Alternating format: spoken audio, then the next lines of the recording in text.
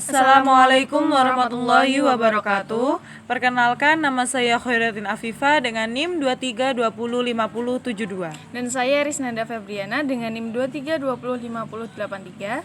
Di sini kami akan menjelaskan cara melakukan analisis korelasi preferred Persian dengan metode SPSS.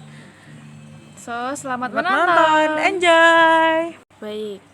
Jadi di sini saya akan menjelaskan mengenai analisis korelasi. Analisis korelasi sendiri itu merupakan studi pembahasan tentang derajat keeratan hubungan antara variabel yang dinyatakan dengan nilai koefisien korelasi.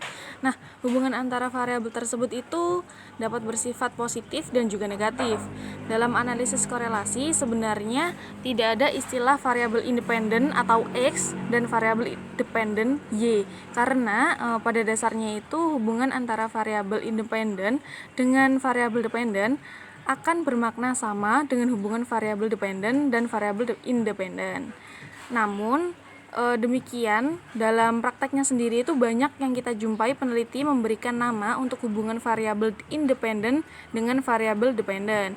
Hal ini bukan sebuah masalah, sebab penamaan tersebut tujuan sebenarnya hanya sebagai alat bantu saja supaya pembaca itu lebih mudah memahami arah hubungan yang ingin disampaikan oleh peneliti dan penelitiannya. Untuk derajat hubungan sendiri itu biasanya dinyatakan dalam huruf R atau disebut dengan koefisien korelasi sampel yang merupakan dugaan bagi koefisien populasi. Sedangkan R2 atau R square itu disebut dengan koefisien determinasi. Untuk persyaratan dalam analisis korelasi sendiri itu ada beberapa ada 3 yang menjadi persyaratan atau asumsi dasar yang harus terpenuhi ketika hendak memakai analisis korelasi bivariate Persian untuk menguji hipotesis penelitian. Yang pertama itu ada data penelitian untuk masing-masing variabel, setidaknya itu berskala rasio atau interval, yaitu data yang berbentuk angka sesungguhnya atau data metrik. Namun analisis ini bisa juga dipakai untuk data koefisien dengan skala Likert. Yang kedua itu data untuk masing-masing variabel yang dihubungkan distribusi normal. Dan yang ketiga adalah terdapat hubungan yang linier atau variabel peneliti. Untuk arti angka korelasi sendiri itu terdapat koefisien korelasi atau percent correlation yang memiliki nilai angka kecil -1 atau paling besar 1.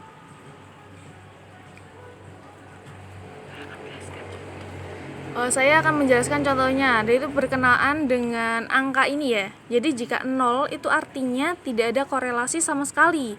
Nah, sementara jika korelasi 1 berarti ada korelasi sempurna. Jadi seperti itu ya.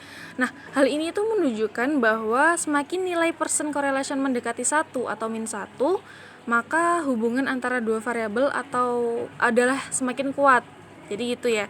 Nah, sebaliknya, kalau nilai R atau percent correlation-nya itu mendekati 0, maka hubungan dua variabel tadi itu menjadi semakin lemah atau semakin turun.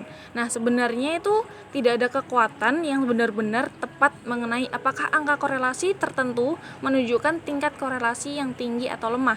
Tapi hal berikut ini tuh dapat dijadikan pedoman sederhana bahwa jika angka korelasi di atas 0,5 maka menunjukkan korelasi yang cukup kuat, sedangkan jika di bawah 0,5 itu menunjukkan korelasi yang lemah. Selain itu juga besar korelasinya itu tanda korelasi berpengaruh pada penafsiran hasil dalam analisis ini, di mana untuk tanda negatif itu pada tabel output SPSS menunjukkan adanya arah yang berlawanan, sedangkan tanda positif itu menunjukkan arah yang sama atau korelasi searah. Melanjutkan dari rekan saya tadi, mungkin banyak dari kalian yang belum paham ya apa itu SPSS, apa itu cara menggunakan SPSS. Nah, di sini saya akan mencontohkan cara menggunakan SPSS. Jadi sebelum itu kita masuk ke Excel, seperti ini. Nah, di sini sudah ada data yang sudah diambil dari angket. Nah, di sini ada motivasi yaitu X1, lalu ada minat yaitu X2, yang terakhir ada prestasi yaitu Y. Nah, di sini sudah ada angka-angkanya, kita tinggal salin saja yang angkanya saja ya.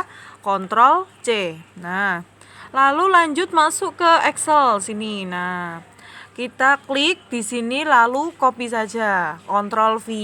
Nah, kalau sudah masuk angkanya seperti ini, kita lanjut tarik ke bawah. Di sini sudah ada data view, lalu ada variable view. Kita klik yang variable view. Nah, di sini sudah ada nama, tipe, weight, decimal, label, dan bla bla ini ya. Lalu untuk yang namanya, kita bisa ganti ke yang pertama ada variable X1, mohon maaf. Lalu yang kedua ada variabel X2, yang terakhir ada variabel Y. Kalau ini sudah, lanjut ke desimal. Yang type sama weight itu nggak usah ya, nggak usah diapa-apakan. Kita lanjut ke desimal, kita akan turun sampai 0. Nah, ini semua sampai 0. Nah, kalau habis ini di sampingnya ada label. Kita masukkan saja yang X1 tadi ada motivasi. Nah, selanjutnya ada minat. Yang terakhir ada prestasi. Nah, kalau sudah ini kita lihat value missing count ini nggak usah diapa-apakan ya sampai alert. Nah, di sini ada measure. Ini kan ada you can know. Kita klik saja. Nah, kita ganti ke scale. Selanjutnya ya scale. Nah, ini ke scale. Nah, kalau udah seperti ini dilihat, kita lanjut tarik ke bawah kiri ke data view. Kita balik ke sini lagi ya.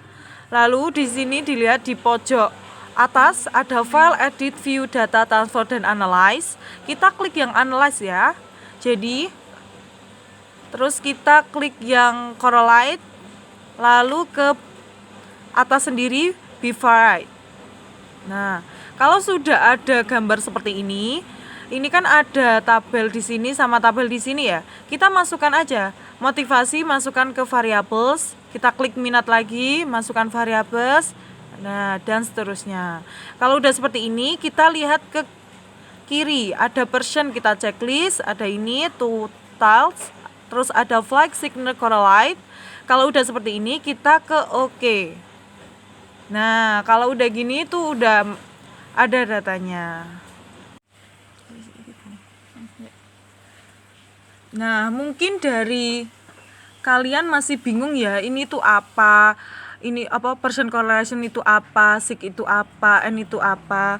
Jadi, dalam analisis korelasi Beveridge Person itu ada dua cara yang dapat digunakan sebagai pedoman atau dasar pengambilan keputusan dalam analisis korelasi Beveridge Person. Yaitu yang pertama itu yang SIG ini totals, dan yang kedua ada person correlation. Nah, kalau yang berdasarkan nilai sig atau sig totals itu jika nilai sig totals lebih kecil 0,05, maka terdapat korelasi antara variabel yang dihubungkan. Nah, sebaliknya jika nilai sig totals lebih kecil dari 0,05, maka tidak terdapat korelasi.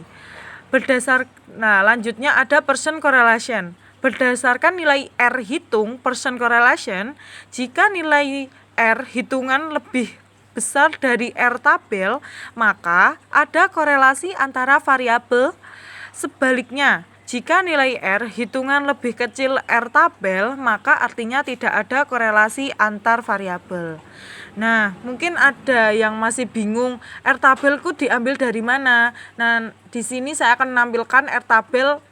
Jadi, R tabel itu dapat dilihat dari R tabelnya. Kalau orangnya ada 12, jadi di sini kita mengambil 0,576. Nah, kalau signya itu 0,05, itu pedomannya. Nah, tadi kan sudah dijelaskan apa itu R tabel, apa itu sig. Nah, selanjutnya saya akan menjelaskan dari tabel ini ya. Nah, berdasarkan nilai SIG totals dari tabel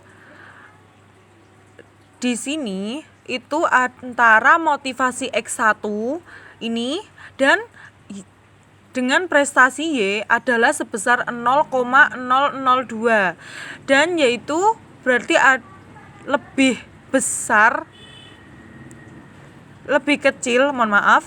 kecil dari 0,05 yang berarti terdapat korelasi yang signifikan antara variabel motivasi dan variabel prestasi.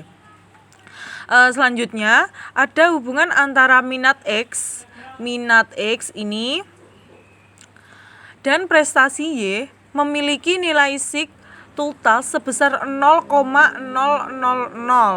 Berarti itu adalah lebih kecil dari 0,05 yang berarti terdapat korelasi yang signifikan antara variabel minat dengan variabel prestasi. Ini sama ini ya. Selanjutnya berdasarkan nilai R hitung atau Pearson correlation, diketahui nilai R hitung untuk hubungan motivasi atau X1 dan prestasi yaitu Y adalah sebesar 0,796. Ini 0,796.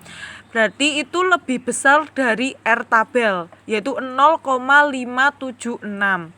Maka dapat disimpulkan bahwa ada hubungan atau korelasi antar variabel motivasi dengan variabel prestasi. Selanjutnya, diketahui nilai R hitung untuk hubungan minat X2 dengan prestasi Y adalah sebesar 0,908. Nah, ini itu lebih besar dari R tabel yaitu 0,576. Maka dapat disimpulkan bahwa ada hubungan atau korelasi antara variabel minat dengan variabel prestasi.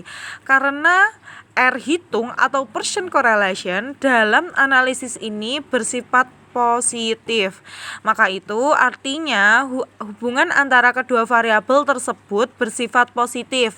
Atau dengan kata lain, semakin meningkatnya motivasi dan minat, maka akan meningkatkan pula prestasi belajar siswa tersebut. Jadi sekian dari pemaparan kita tadi, kurang lebihnya kami mohon maaf. Sekian, terima kasih. Wassalamualaikum warahmatullahi wabarakatuh.